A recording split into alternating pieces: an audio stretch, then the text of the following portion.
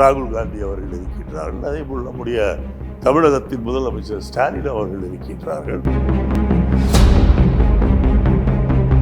ஒரு பிரதம மந்திரி எப்படி இருக்க வேண்டும் என்பதற்கு எடுத்துக்காட்டாக இருப்பவர்.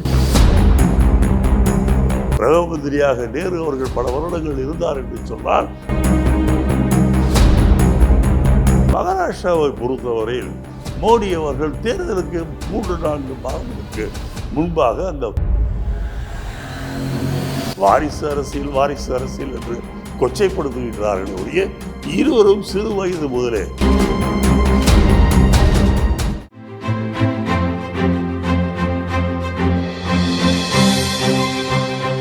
எம்டிவி நேயர்களுக்கு வணக்கம். இன்றைய அரசியல் நிலவரம் குறித்து பல்வேறு கேள்விகளுக்கு பதிலளிக்க உள்ள காங்கிரஸ் கட்சியின் முன்னாள் மத்திய அமைச்சரும் ஈரோடு கிழக்கு தொகுதி சட்டமன்ற உறுப்பினருமான மூத்த அரசியல்வாதி EVKS இளங்கோவன் அவர்கள் நம்முடன் இணைந்துள்ளார். அவரிடம் இது குறித்து விரிவாக பேசலாம். ஐயா வணக்கம். வணக்கம். இந்தியாவில் நடைபெற்று வரும் நாடாளுமன்ற தேர்தலில் காங்கிரஸ் சார்பிலான இந்தியா கூட்டணி வெற்றி பெறுவதற்கான வாய்ப்பு எப்படி உள்ளது சார்? மிக பிரகாசமாக இருக்கின்றது. தேர்தல் அறிவித்த போது கூட வெற்றி பெற முடியுமா என்று ஒரு சிறு சந்தேகம் இருந்தது. ஏனென்றால் அன்றைய நிலையில் தெற்கே இருக்கின்ற மாநிலங்களில் கேரளா, கர்நாடகா, தெலுங்கானா, ஆந்திரா, பிறகு தமிழ்நாடு, கொஞ்சம் மகாராஷ்டிரா, இங்கெல்லாம் நல்ல ஆதரவு இருந்தாலும் கூட வடக்கே இருப்பவர்கள் நம்மை ஆதரிப்பார்களா என்ற ஒரு சிறு சந்தேகம் இருந்தது. ஆனால் இன்றைக்கு கிட்டத்தட்ட 15 நாட்கள் ஆகின்றன. தேர்தல் நடைமுறைக்கு வந்து 1, 2, 3, 4, 5 என்று 7 பாகமாக பிரித்து நடத்தி கொண்டிருக்கின்றார்கள். இன்றைக்கு 4 பாகம் முடிஞ்சிருக்கு.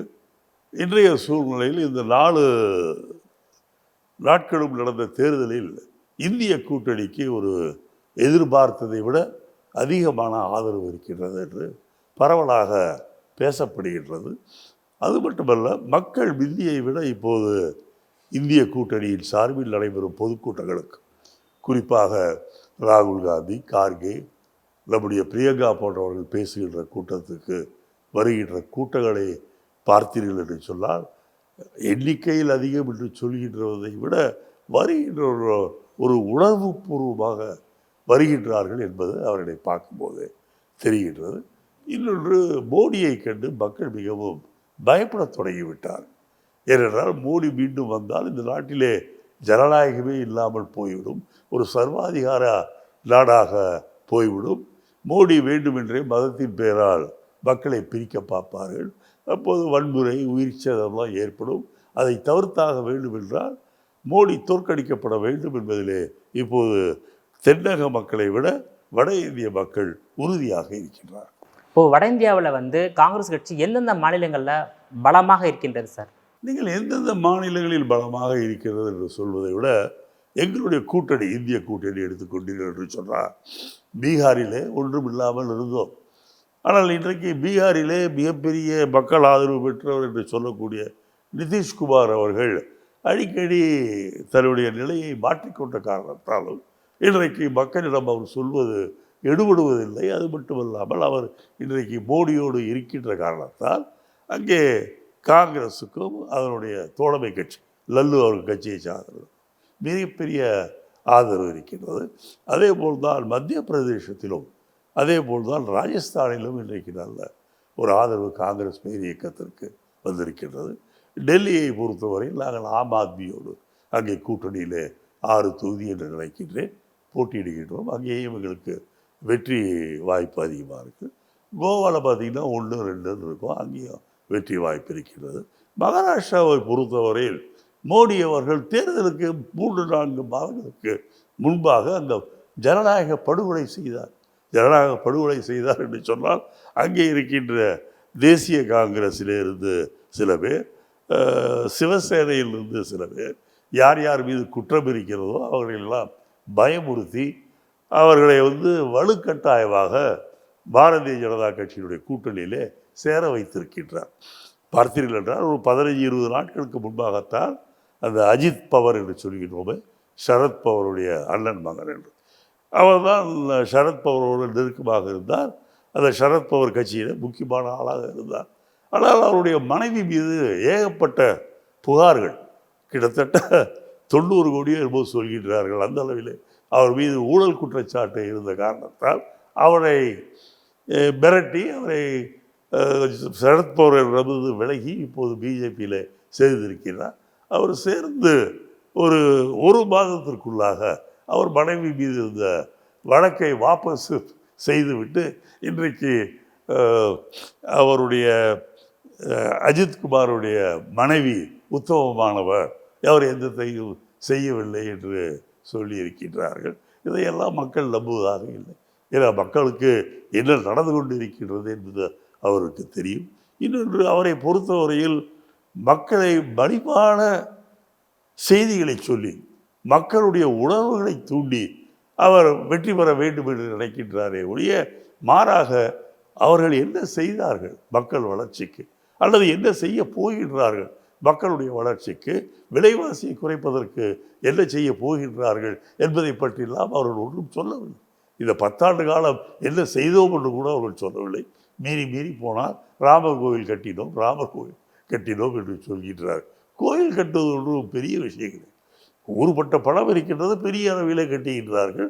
தமிழகத்தில் சிறு கிராமங்களில் கூட வசதி இல்லாதவர்கள் கூட ஒரு 10,000 ரூபா செலவு செய்து கோயில் கட்டக்கூடிய என்பது ஒரு சாதாரண விஷயம். ஆகவே ராமர் கோயில் கட்டியதால் ஒரு பெரிய சாதனையை செய்து விட்டதாக சொல்வதை ஏற்றுக்கொள்ள முடியாது. இப்போ பாஜக அரசு காங்கிரஸ் மீது வைக்கக்கூடிய குற்றச்சாட்டு என்னன்னாக்கா, காங்கிரஸ் அரசாங்கம், காங்கிரஸ் கட்சினா சிறுபான்மைக்கு ஆதரவான நிலைப்பாட்டில் இருக்கிறாங்க, பாஜக இந்துக்கு மக்களுக்கு ஆதரவாக இருக்கிறாங்கன்ற ஒரு குற்றச்சாட்டை மோடி அவர்கள் பிரச்சாரம் செய்து வருகிறார். இதை எப்படி பார்க்குறீங்க சார்? காங்கிரஸை பொறுத்தவரையில் சிறுபான்மை பெரும்பான்மை என்று நாங்கள் பார்ப்பதில்லை. எங்களை பொறுத்தவரையில் எல்லோரும் இந்தியர்கள், எல்லோரும் ஒரு நாட்டினுடைய மக்கள், ஒரு தாய் வயிற்று பிள்ளைகளாகத்தான் நாங்கள் பார்க்கின்றோமே ஒழிய அவர்கள் இந்துக்களா, முஸ்லீம்களா, கிறிஸ்தவர்களா, பார்சிகளா, அல்லது சீக்கியர்களா, அல்லது பௌத்த மதத்தை சார்ந்தவர்களா என்று நாங்கள் பார்ப்பதில்லை. எல்லோருக்கும் ரத்தம் சிவப்பு தான். அவை எங்களை பொறுத்தவரையில் ஜாதியின் பெயரால், மதத்தின் பெயரால், கலாச்சாரத்தின் பெயரால் மக்கள் பிரித்தாடப்படக்கூடாது. மாறாக எல்லோரும் ஒற்றுமையாக ஒரே தாயின் வயிற்று பிள்ளைகளாக, அண்ணன் தம்பிகளாக இருக்க வேண்டும் என்பதைத்தான் காங்கிரஸ் விரும்புகின்றது. ஆனால் அதே நேரத்தில் பிஜேபியை பொறுத்தவரை மக்களை மதத்தால் பிரித்து, பிறகு ஜாதியால் பிரித்து, பிறகு மதத்தால் பிரித்து, கலாச்சாரத்தால் பிரித்து, உணவால் பிரித்து, ஒரே தேர்தல், ஒரே நாடு, ஒரே கொடி என்ற நிலைமையை கொண்டு வர வேண்டும். இந்துக்கள் இல்லாதவர்களை எல்லாம் நாம் அடிமையாக செய்ய வேண்டும் என்று நினைக்கின்றார்கள். அது இந்த நாட்டில் நடக்காது. இப்போது இந்தியா கூட்டணி வெற்றி பெறும்போது யார் பிரதம வேட்பாளராக அறிவிக்கப்படுவார் சார்? எங்களுக்கு பிரதமர் யார் என்பதிலே எங்களுக்கு பெரிய விஷயம் கிடையாது. எங்கள் கட்சியிலே பொறுத்தவரையில் நாங்கள் இந்திய கூட்டணியில் இருக்கின்ற இங்கே தலைவர்கள் இருக்கின்றார். ராகுல் காந்தி அவர்கள் இருக்கின்றார்கள். அதே போல் நம்முடைய தமிழகத்தின் முதலமைச்சர் ஸ்டாலின் அவர்கள் இருக்கின்றார்கள். அனுபவம் வாய்ந்தவர். ஸ்டாலினை பொறுத்தவரையில் 14-15 வயதிலிருந்தே அவர் அரசியலிலே, பொது வாழ்விலே தன்னை ஈடுபடுத்தி கொண்டவர். பலமுறை அரசியல் காரணங்களுக்காக சிறைக்கும் போயிருக்கின்றார். அவரை பொறுத்தவரையில் தமிழ் மொழியின் மீது பற்றாளராக இருக்கின்றார். உலகத் தமிழர்களை காப்பாற்றக்கூடிய அக்கறையுள்ள மனிதராக இருக்கின்றார். 3 ஆண்டு காலத்திலே நல்ல ஆட்சியை தந்திருக்கின்றார். ஆகவே அவரை பொறுத்தவரை, எங்களை பொறுத்தவரையில் ராகுல் காந்தி பிரதமராக வந்தாலும் ஒன்றுதான், ஸ்டாலின் அவர்கள் பிரதமராக வந்தாலும் ஒன்றுதான். ஏனென்றால் இருவரையும் பொறுத்தவரையில் இருவரும் அரசியலிலே பக்குவப்பட்டவர்களாக இருக்கின்றார். வாரிசு அரசியல் என்று கொச்சைப்படுத்துகின்றார்களே ஒழிய இருவரும் சிறு வயது முதலே, ஸ்டாலின் ஆகட்டும் அல்லது ராகுல்ஜி சிறு வயதிலேயே தன்னுடைய பாட்டியை இழந்தவர், தன்னுடைய தகப்பனாரை அரசியலுக்காக இழந்தவர். ஆகவே அரசியலிலே அவர்கள் ஆரம்பத்திலிருந்து அரசியலோடு வளர்ந்தவர்கள். ஆகவே அவர்களை பொறுத்தவரையில் அரசியலில் அவர்களுக்கு நல்ல அனுபவம் இருக்கின்றது. எதை செய்தாலும் இந்த நாட்டு மக்களுக்கு நல்லபடியாக அமையும் என்பதை தெரிந்தவர்கள். ஆகவே யார் முதலமைச்சர் என்பது பெரிய விஷயம் இல்லை. ராகுல் வந்தாலும் ஏற்றுக்கொள்வோம், ஸ்டாலின் வந்தாலும் ஏற்றுக்கொள்வோம். ஆக இந்திய மக்களும் அதை ஏற்றுக்கொள்வார்கள். அதாவது காங்கிரஸ் தலைமையிலான இந்தியா கூட்டணி வெற்றி பெற்று ஆட்சி அமைந்தால் ராகுல் காந்தியும் பிரதமராக வர வாய்ப்பு இருக்குன்னு சொல்றீங்க, தமிழகத்து முதலமைச்சர் மு.க. ஸ்டாலினும் பிரதமராக வர வாய்ப்பு இருக்குன்னு சொல்றீங்க. வாய்ப்பு இருக்கின்றது என்பதை விட வருவதை பற்றி எங்களிடம் தலைவர்கள் இருக்கின்றார்கள். நீங்கள் இன்றைக்கு இந்திய கூட்டணியிலே இருந்து கொஞ்சம் வேறுபட்டு நின்றாலும் கூட மம்தா பானர்ஜி ஒரு சிறந்த அரசியல்வாதி, ஒரு மக்கள் தலைவர் என்பதை கடந்த 10-15 வருடங்களாக அவர் நிலைநாட்டி கொண்டிருக்கின்றார். ஆகவே நீங்கள் பார்த்தீர்கள் என்று சொன்னால் இந்திய கூட்டணியிலே இருக்கின்ற இங்கே பிரதமர்களுக்கு பஞ்சம் கிடையாது. பிரதமர் பதவிக்கு தகுதியானவர்கள் ஒரு 7-8 பேர் மேலே இருக்கின்றார்கள். நாட்டை ஆளக்கூடிய தகுதி அவர்களுக்கு உண்டு. அவர்களுக்கு மக்களை எப்படி நடத்தி செல்ல வேண்டும் என்றும் தெரியும்.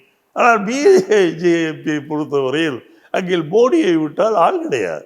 மோடியும் இந்த நாட்டை சரியாக ஆள்கின்றாரா என்று சொன்னால் சரியாக ஆளவில்லை. அவரை பொறுத்தவரையில் 10 ஆண்டுகளில் கிட்டத்தட்ட 5-6 ஆண்டுகள் வெளிநாட்டிலேயே சுற்றுப்பயணம் செய்து கொண்டு அங்கே போய் சிரித்து பேசி கை குலுக்கி ஏதோ பெரிய தலைவர் போல் காண்பித்து கொண்டு வெளிநாட்டு மக்களும் பெரிய தலைவர் தான் போல இருக்கு என்று நினைத்தார்கள். ஆனால் கடந்த ஒரு வருடமாக மோடியினுடைய அந்த பகல் வேஷம் என்பது கலைந்து விட்டது. இன்றைக்கு மோடி அவர் ஒரு சர்வாதிகாரியாக வரப்பார்க்கிறார் என்பதை அமெரிக்கா சொல்கின்றது, கனடா சொல்கின்றது, ஜெர்மன் சொல்கின்றது, ஐநா சபையே சொல்கின்றது. ஆகவே மோடியினுடைய அந்த சரசரப்பு, அந்த பெரிய பந்தா என்று சொல்கின்றோமே, அதெல்லாம் இப்போது வெளிப்படையாக தெரிந்து விட்டது. இந்த மனிதரால் எதுவும் செய்ய முடியாது என்பதை இந்திய மக்கள் உணர்ந்து கொண்டார்கள், உலகமும் உணர்ந்து கொண்டிருக்கின்றது. இந்த மனிதர் திரும்பவும் பிரதமராக வந்தால் இந்தியாவில் ஜனநாயகம் இருக்காது என்பதை எல்லோரும் தெரிந்து கொண்டார்கள். அதாவது பாஜக தலைமையிலான தேசிய ஜனநாயக கூட்டணி ஒருவேளை வெற்றி பெற்று ஆட்சிக்கு வந்தால் மோடி பிரதமராக சில ஆண்டுகள் பதவி வகித்த பிறகு அதற்கு அடுத்தபடியாக அமித்ஷா பிரதமராக வருவதற்கான வாய்ப்பு இருப்பதாக தகவல் விலகி வருகிறது. நீங்கள் ஒருவேளை பிஜேபி ஜெயித்தாலும் கூட இவர் வருவது முடியாது. ஏனென்றால் பாரதிய ஜனதா கட்சியை பொறுத்தவரையில் அதில் தலைவராக இருந்த நம்முடைய அமித்ஷா அவர்களே ஒரு சில ஆண்டுகளுக்கு முன்பு பேட்டியிலே சொல்லி இருக்கின்றார், பாரதிய ஜனதா கட்சியிலே 75 வயது அடைந்து விட்டால் அவர்கள் பிரதமராக இருக்க முடியாது, பதவியில் இருக்க முடியாது என்று சொல்லி இருக்கின்றார். அதை கண்டிப்பாக அமித்ஷா அதில் உறுதியாக இருப்பார். ஏனென்றால் அமித்ஷா என்ன நினைக்கின்றார் என்றால், மோடிக்கு வாய்ப்பில்லை என்றால் நாம் நம் மூக்கை நுழைக்கலாம் என்று பார்க்கின்றார். ஆகவே மோடியை பொறுத்தவரையில் அவருக்கு எதிரிகள் வெளியே என்று சொல்வதை அவருடைய கட்சியிலேயே அதிகமாக இருக்கின்றார்கள். எப்படி பார்த்தாலும் மீண்டும் அவர் பிரதம அமைச்சராக வர முடியாது. இப்போ தமிழ்நாட்டில் முதலமைச்சர் மு.க. ஸ்டாலின் தலைமையிலான கூட்டணி என்பது பலமாக தான் இருக்கின்றது. நீங்கள் சொல்கிற மாதிரி 40 இடத்துல வெற்றி பெறுவதற்கான வாய்ப்பு இருப்பதாக பேசப்படுகிறது. ஆனால் இது போன்ற ஒரு நிலை இந்தியா முழுவதிலும் உள்ள மாநிலங்களில் இந்தியா கூட்டணியில் ஒரு ஒற்றுமை இல்லை. உதாரணத்துக்கு மேற்கு வங்கத்தில் நீங்கள் தனியை போட்டிடுறீங்க, மம்தாவின் தனியை போட்டிடுறாங்க. கேரளாவில் இடதுசாரி தனியை போட்டி, காங்கிரஸ் தனியை போட்டி. பஞ்சாபில் ஆம் ஆத்மி தனியை போட்டி, காங்கிரஸ் தனியை போட்டி. இந்த மாதிரி கூட்டணிக்குள்ளேயே ஒரு பிளவு ஏற்பட்டிருக்கு இல்லையா? இது இவ்வளவு பெரிய நாடு முழுவதும் இவ்வளவு பெரிய கட்சிகள் ஒரு கூட்டணியை அமைக்கும் போது அதிலே சில சந்துகள் பொந்துகள் இருக்கத்தான் செய்யும். ஆனால் ஒன்று நீங்கள் நினைத்து பார்க்க வேண்டும், கேரளாவாக இருந்தாலும் சரி, பெங்காலாக இருந்தாலும் சரி, இங்கே எல்லாம் தேர்தல் நடந்து முடிந்தவுடன் பார்த்தீர்கள் என்றால் எதிர்த்து போட்டியில் யார் ஜெயித்தாலும் யார் வெற்றி பெற்றாலும் அவர்கள் இந்திய கூட்டணிக்கு தான் இருக்கப் போகின்றார்கள். ஆகவே போட்டி போடுகின்றார்கள் என்பது உண்மை. ஆனால் யார் ஜெயித்தாலும் அவர்கள் இந்திய கூட்டணியில் தான் இருப்பார்கள். மோடியை கண்டிப்பாக இந்த நாட்டை விட்டு துரத்துவதற்கு ஒன்று சேர்வார்கள். இதுதான் உண்மை நிலவரம். இதுவே அந்தந்த 3 மாநிலங்களில் தனித்து போட்டிடாமல் காங்கிரஸ் கூட்டணி சேர்ந்து போட்டிட்டா இன்னும் காங்கிரஸ் கட்சிக்கு இந்த இந்தியா கூட்டணிக்கு பலமாக இருந்திருக்கும், இன்னும் நிறைய இடங்களில் வெற்றி பெறலாம் என்ற ஒரு பேச்சு அரசியல் வட்டாரம். இல்லை, கண்டிப்பாக நீங்கள் சொல்வது உண்மை. எல்லா தொகுதிகளிலும் ஒரே வேட்பாளராக இந்திய கூட்டணியை சார்ந்தவர்கள் நின்றிருந்தால் நன்றாகத்தான் இருக்கும். ஆனால் கிட்டத்தட்ட 140 கோடி மக்கள் இருக்கின்றோம், பல கட்சிகள் இருக்கின்றன, ஒவ்வொன்றுக்கும் ஒவ்வொரு கொள்கைகள் இருக்கின்றன. ஆகவே வேறுபட்ட கொள்கைகள் பல இருந்தாலும் கூட குறைஞ்சபட்சம் மோடியை ஒழிக்க வேண்டும், நாட்டிலே ஜனநாயகம் காப்பாற்றப்பட வேண்டும் என்பதற்கு ஆகவாது இந்த கூட்டணி உருவாகி இருக்கிறது. 100% முழுமையாக உருவாகி இருக்கிறது என்று சொல்ல முடியாவிட்டாலும் ஒரு 95% ஒற்றுமையாக இருக்கின்றார்கள். தேர்தல் முடிந்தவர்கள் இந்த ஒற்றுமை என்பது மீண்டும் பலமாகும். இப்போ இந்தியா கூட்டணியில் உள்ள அரசியல் கட்சி எல்லாமே பலமான அரசியல் கட்சி, அதாவது சிபிஐ, சிபிஎம், மம்தா பானர்ஜி, திமுக போன்ற பலமான கட்சி தான் இருக்குது. இப்போ இந்த முறை வந்து இந்தியா கூட்டணியில் உள்ள கட்சிகள் பலமாக உள்ளதா, இல்லை காங்கிரஸ் கட்சி பலமாக உள்ளதா ஆட்சி கைப்பற்றுவதற்கு? நீங்கள் எப்படி என்றால் 2 கைகளை சேர்த்து தட்டினால்தான் சத்தம் வரும் என்பது போல பலமுள்ளவர் யார், பலமுள்ளவர் யார் கொஞ்சம் பலவீனமானவர் என்பதைலாம் பார்க்காமல் ஒத்த கருத்துடையவர்கள், மோடியை போன்ற ஒரு நாசகார சக்தி, ஒரு ஃபேசிஸ்ட் சக்தி நாட்டை ஆளக்கூடாது, அது இந்திய நாட்டிற்கு கெடுதல் என்று நினைக்கின்ற சக்திகள் எல்லாம் இன்றைக்கு ஒன்றாக சேர்த்திருக்கின்றார். ஆகவே பெரிய சக்தி சின்ன சக்தி என்று சொல்வதை விட எல்லா சக்திகளும் இன்றைக்கு ஒன்றாக சேர்ந்திருக்கு. உதாரணத்துக்கு நமக்கு தெரியும், பல கதைகளிலே குழந்தை என்பது கூட நாம் படித்து கொண்டு இருக்கின்றோம். அவ்வளோ பெரிய யானையை ஒரு சிறு எறும்பு போய் கொல்ல முடியும் என்று சொல்லுவார்கள். அதுபோல் சிறு துருவும் பல்லு குத்துவதும் அது மாதிரி சொல்வார்கள் போல் இந்த கட்சிகள் சிறிய கட்சிகள் பெரிய கட்சிகள் என்று கிடையாது. எல்லாம் ஒரு உள்ளத நோக்கத்திற்காக ஒன்று சேர்ந்திருக்கின்றோம். நல்ல முடிவுகள் வரும். 2014 காங்கிரஸ் கட்சி வந்து 44 இடத்துல வெற்றி பெற்றீங்க. 2019 52 இடத்துல காங்கிரஸ் வெற்றி பெற்றது. இப்போ 2024 ஆட்சி அமைப்பதற்கு 272 இடம் தேவைப்படுகிறது. நீங்கள் எத்தனை இடத்துல வெற்றி பெற்று ஆட்சி அமைக்கக்கூடிய நம்பிக்கை காங்கிரஸ் கட்சிக்கு உங்களுக்கு இருக்கின்றது? நம்பிக்கை இல்லை. நீங்கள் இந்திய ஜனநாயக வரலாற்றை பார்த்தீர்கள் என்றால் ஒரு சமயம் பாரதிய ஜனதா கட்சி என்பது 2 உறுப்பினர்களோடு தான் பாராளுமன்றத்தில் இருந்தது. ஆனால் அடுத்த தேர்தல், அதற்கு அடுத்த தேர்தல் அவர்களால் ஆட்சியை அமைக்க முடிந்தது. ஆகவே ஒரு தேர்தலிலே நீங்கள் மிகவும் குறைவான எண்ணிக்கையில் இருக்கின்றீர்கள், அடுத்த தேர்தலிலே எப்படி வருவீர்கள் என்று கேட்டால் அதெல்லாம் வந்து சர்வசாதாரணமாகிவிட்டது. உதாரணத்துக்கு நான் சொல்வேன், சோனியா காந்தி அவர்கள் காங்கிரஸ் பேரியக்கத்தினுடைய தலைமை பதவியை ஏற்றபோது காங்கிரஸ் பேரியக்கம் இந்திய நாட்டில் 2 மாநிலங்களில் தான் ஆண்டு கொண்டிருந்தோம். ஆனால் சோனியா காந்தி பதவியேற்று ஒரு 5-6 வருடங்களிலே பல மாநிலங்களில் காங்கிரஸுடைய ஆட்சி வந்தது என்று சொன்னால் மக்கள் உடனடியாக மாறுவார்கள். மெல்ல மெல்ல மாற வேண்டும் என்பது கிடையாது. இந்த தேர்தலிலே நல்லா செய்வீர்கள் என்று நினைத்து ஓட்டு போடுகின்றார்கள். 5 வருஷம் சரியாக செல்லவில்லை, உங்களுடைய வேடம் கலைந்து விட்டது என்று சொன்னார் மக்கள் வீட்டுக்கு போய் என்று நம்மை அனுப்பிவிட்டு வேறொரு புது ஆளை கொண்டு வருவதால் இந்திய தேர்தல் வரலாறு. ஆகவே எவ்வளோதான் போன தடவை நாங்கள் கம்மியாக வாங்கியிருந்தாலும் இந்த தடவை மிகப்பெரிய மெஜாரிட்டியோடு இன்னும் போனால் காங்கிரஸை பொறுத்தவரையில் கண்டிப்பாக ஒரு தனிப்பெரும் கட்சியாக அதிக எண்ணிக்கை கொண்ட கட்சியாக காங்கிரஸ் இருக்கும். கண்டிப்பாக நாங்கள் முடிந்தால் தனியாகவே ஆட்சி அமைக்க பார்ப்போம், இல்லை என்றாலும் கூட்டணி கட்சிகளை சேர்ந்து ஆட்சி அமைப்பதற்கான வாய்ப்பு வரும். இப்போ பிஜேபி தரப்பில் காங்கிரஸ் மீது என்ன மாதிரியான குற்றச்சாட்டு முன்வைக்கப்படுகிறது என்றால், காங்கிரஸ் கட்சி வெற்றி பெற்று ஆட்சிக்கு வந்தால் ஒரு ஆண்டுக்கு ஒரு பிஎம் என்ற முறையில் தான் ஆட்சி செய்வாங்க அப்படின்னு சொல்கிறாங்க. அது பற்றி உங்கள் கருத்து என்ன சார்? அவங்க சொல்கிறது கரெக்ட் தான். ஏன்னா 10 வருஷம் ஒரு முகம் இருந்துச்சு, பிரைம் மினிஸ்டர் என்ற முகம் 10 ஆண்டு காலமாக அந்த நாளில் ஒன்றுமே பண்ண முடியலையே. அதனால் ஒரு ஆண்டுக்கு ஒரு பிரைம் மினிஸ்டர் வருவது என்பது ஒன்றும் பெரிய தவறு கிடையாது.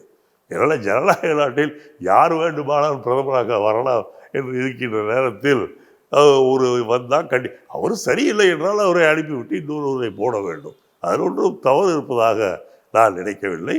பாரதிய ஜனதா கட்சி ஆட்சியை பார்த்த பிறகு மக்கள் இன்றைக்கு என்ன சொல்கின்றார்கள் என்றால், ஒரு பிரதம மந்திரி எப்படி இருக்கக்கூடாது என்பதற்கு எடுத்துக்காட்டாக இருப்பது மோடி, ஒரு பிரதம மந்திரி எப்படி இருக்க வேண்டும் என்பதற்கு எடுத்துக்காட்டாக இருப்பவர் ஜவஹர்லால் நேரு என்று இந்த அளவுக்கு சொல்லக்கூடிய அளவுக்கு மக்கள் வந்து விட்டார்கள். இன்றைக்கு இளைஞர் சமுதாயம் படித்த ஒரு சமுதாயமாக இருக்கின்ற காரணத்தால் அவர்களுடைய எண்ணங்கள் என்பது இந்த நாடு நன்றாக இருக்க வேண்டும், நம்முடைய நாடு உலகத்திலேயே இன்றைக்கு சைனாவை விட நம்முடைய ஜனத்தொகை ஜனத்தொகை அதிகமாக இருப்பது என்பது ஒரு காலத்திலே ஒரு பெரிய டிஸ்அட்வான்டேஜாக இருந்தது. ஆனால் இன்றைக்கு ஜனத்தொகை அதிகமாக இருந்து அந்த ஜனத்தொகையில் இருக்கின்ற இளைஞர்கள் எல்லாம் படித்த இளைஞர்களாக இருக்கின்றார்கள் என்று சொன்னால் அந்த நாட்டுக்கு அது ஒரு பெரிய ப்ளஸ் பாயிண்ட். அதுதான் நம்முடைய நாட்டிற்கு நடைபெற வேண்டும், அதை நாம் நடைமுறைப்படுத்த வேண்டும். அதற்கு இந்திய கூட்டணி கட்சியினுடைய ஆட்சி வர வேண்டும். இப்போ வந்து சுதந்திர இந்தியாவில் 75 ஆண்டுகளில் வந்து 55 ஆண்டு காலம் இந்தியாவை ஆண்ட கட்சி காங்கிரஸ். 47லேருந்து 77 வரையில் தொடர்ந்து இந்தியா ஆண்டது காங்கிரஸ் கட்சி. 77 பிறகு தான் வந்து இந்தியாவில் வந்து காங்கிரஸ் அல்லாத ஒரு அரசாங்கம் வந்து அமையுது. ஆனால் மாற்றுக் கட்சி அரசாங்கம் அமைந்தாலும் சில நாட்கள், சில வாரங்கள், சில மாதங்கள், சில ஆண்டுகள்லேயே நீங்கள் ஆட்சியை மீண்டும் கைப்பற்றிட்டீங்க. ஆனால் பாஜக விட மட்டும்தான் நீங்கள் 1998 ஆட்சி இழந்தீங்க. 6 வருஷம் வந்து பாஜக ஆண்டது. பிரதமர் வாஜ்பாய் அவர்கள் பிரதமராக இருந்தார். அதுக்கப்புறம் மீண்டும் நீங்கள் ஆட்சியை வந்து கைப்பற்றிட்டீங்க. அதுக்கு அடுத்தபடியாக முதல் முறையாக இந்திய சுதந்திர வரலாற்றில், காங்கிரஸ் வரலாற்றில் 2014லேருந்து 2024 வரல 2 தேர்தலில் காங்கிரஸ் கட்சி பாஜகவுடன் தோல்வியுற்றதுக்கான காரணம் என்ன சார்? என்ன காரணம்னா மோடியினுடைய பொய்யான வாக்குறுதிகள்.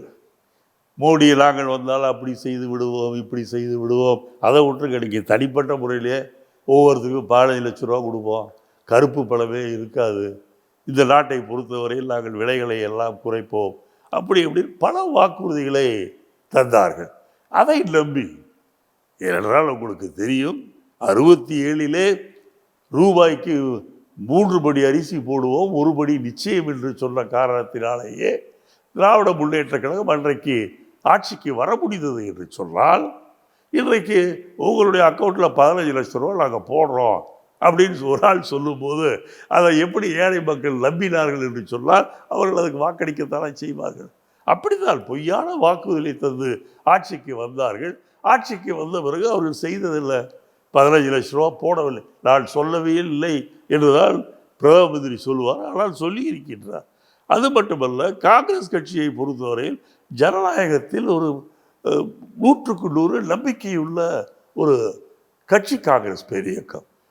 பிரதம மந்திரியாக நேரு அவர்கள் பல வருடங்கள் இருந்தார் என்று சொன்னால் அவரை முழுக்க 100க்கு 100 ஒரு ஜனநாயகவாதி.